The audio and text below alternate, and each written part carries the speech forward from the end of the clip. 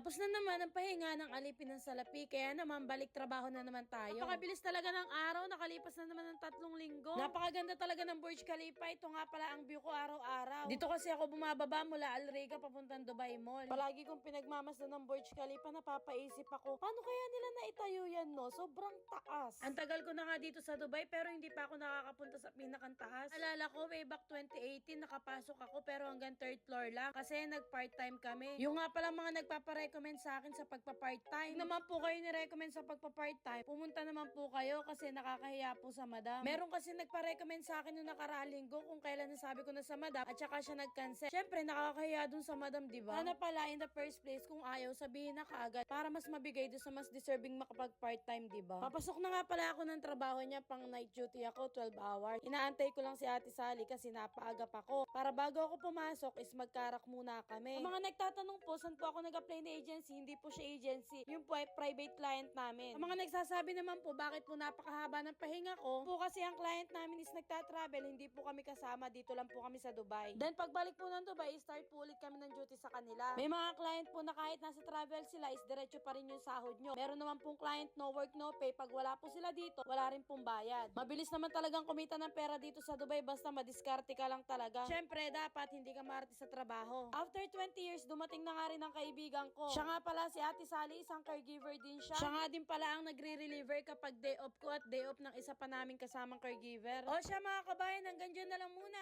Follow for more. Mas salamat!